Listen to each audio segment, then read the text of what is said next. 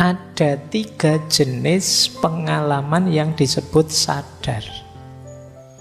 Yang pertama namanya phenomenal consciousness atau kesadaran fenomenal. Yang kedua access consciousness, kesadaran akses. Dan yang ketiga self consciousness, kesadaran tentang diri. Jadi yang pertama phenomenal consciousness, kesadaran fenomenal. Kesadaran fenomenal itu kita bisa merasakan pengalaman subjektif ketika kita berpikir, ketika kita merasakan sesuatu, ketika kita berhubungan dengan sesuatu. Ini namanya kesadaran fenomenal. Sensorik, motorik, psikomotorik, kognitif kita kerja dan bisa merasakan sesuatu, berarti kita sadar. Tapi sadar secara fenomenal. Misalnya ya, kita bisa minum. Bismillah. Silakan yang ada minumnya diminum. Yang tidak ada dilihat saja.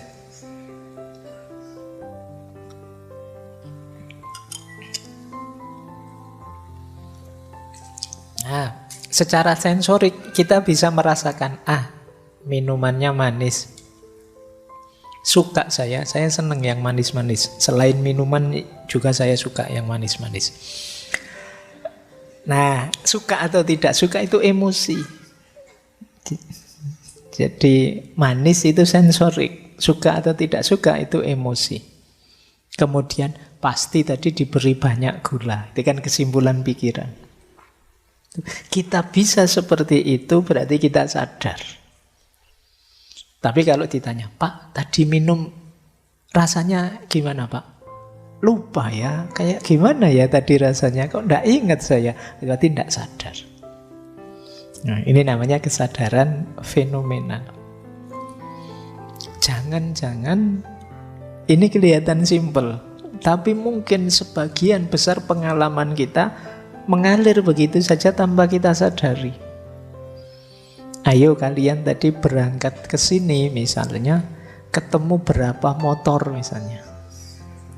Nggak lupa Pak, nggak ngitung saya Pak. Padahal dihitung bisa, tapi kalian kan nggak ngitung, biarkan lewat saja. Itu namanya tidak disadari.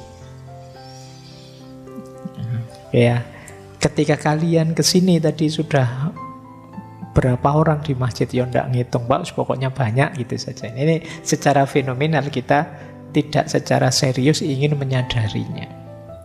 Meskipun ya sebenarnya masuk dalam sensasi kita, pikiran kita tidak membunyikannya. Jadi kalau ini kesadaran fenomenal, berhubungan banyak dengan rasa. Kalau kalian bertanya gimana sih rasanya, gimana sih sensasinya, nah ini phenomenal consciousness. Yang kedua, access consciousness, kesadaran akses. Kalau kesadaran akses itu kesadaran ketika kita tidak sekedar menyerap, tapi juga menganalisis, tapi juga merespon, tapi juga bereaksi tentang itu. Ini namanya kesadaran akses.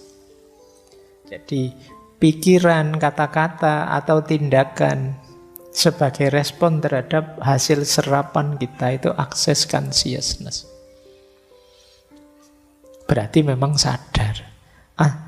Nggak lewat jalan ini lagi, sering macet. Nah itu berarti tadi disadari, terus kalian bisa mengaksesnya, bisa meresponnya.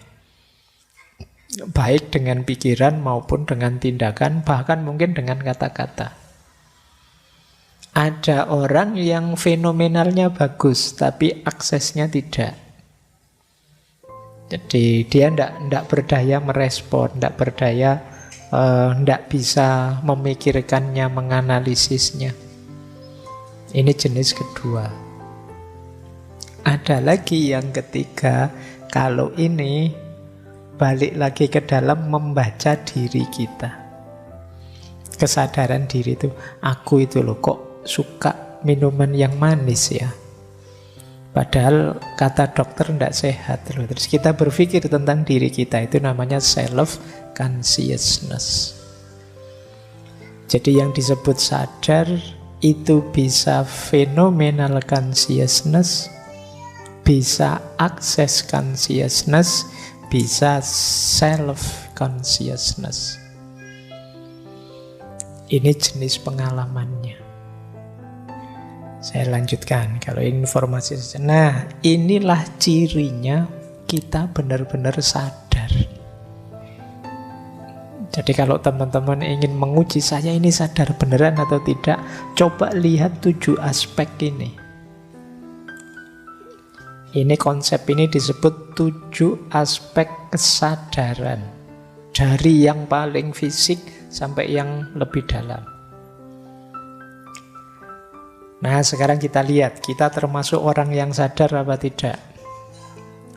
Yang pertama, orang sadar itu cirinya mampu menyadari dan menyerap informasi sensorik. Jadi ciri pertama persepsi.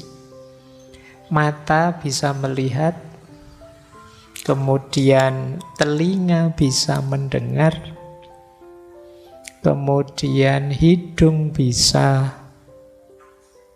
hidung itu apa?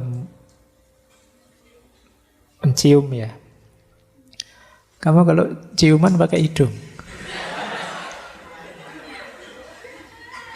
Ya, membau. Ya. Terus kalau merasa pakai apa? Merasa itu lidah apa hati? Iya. Kamu pelajaran panca indera masih belum lulus. Yuk belajar dalam-dalam. Oke ya, yang pertama persepsi. Persepsi normal berarti lumayan, kamu sadar. Tapi hanya satu unsur, masih ada unsur yang lain. Orang sadar yang kedua, cirinya apa? Attention. Attention itu bisa memfokuskan kesadaran pada hal tertentu dan menyisihkan yang lain. Ini namanya orang sadar. Saya sekarang tak ngaji, main HP-nya nanti saja, berarti kamu sadar.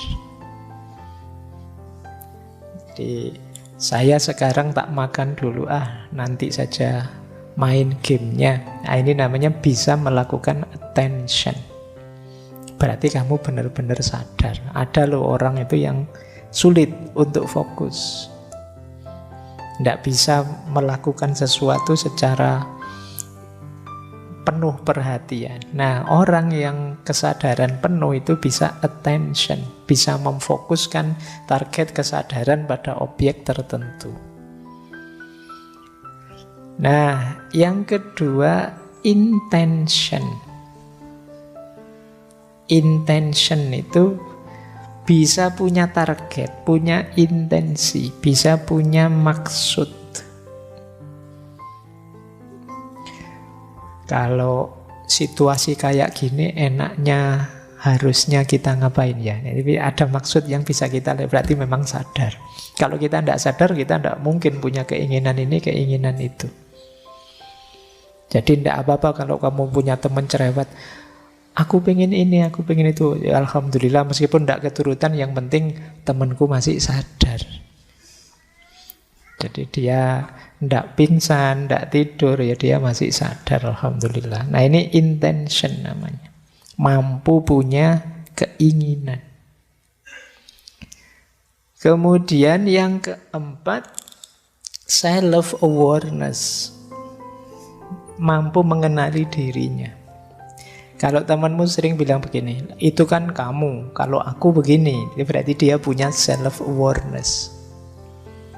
Dia tidak tenggelam dalam kerumunan, dia tidak takut mengekspresikan dirinya, tapi dia bisa mengenali, ini loh aku. Terus punya self-awareness, mengenali diri sebagai individu yang unik, sebagai diriku sendiri. Itu yang keempat. Yang kelima, orang sadar itu emosinya hidup. Emotional experience. Kita bisa gembira, bisa sedih, bisa marah, bisa cemas, bisa senang. Berarti sadar. Jadi bisa merasakan dan mengekspresikan rasa. Berarti sadar. Gimana ngaji malam hari ini? Nggak tahu ya Pak. Ayo, berarti kamu tadi ngajinya nggak sadar. Kalau nggak cocok, nggak enak Pak ngajinya tadi. Enak Pak ngajinya tadi. Itu kan emosimu hidup, main. Berarti kamu menjalankannya dengan sadar. Jadi kalau kita sadar, itu emosi kita pasti bekerja. Meskipun nggak dinyatakan, meskipun nggak dibunyikan. Begitu ditanya, kamu bisa jawab. Misalnya, gimana kuliah hari ini? Wah, nggak kayak minggu lalu Pak, saya agak capek. Kayak itu kan emosimu main. Ketika kamu benar sadar, ini akan main.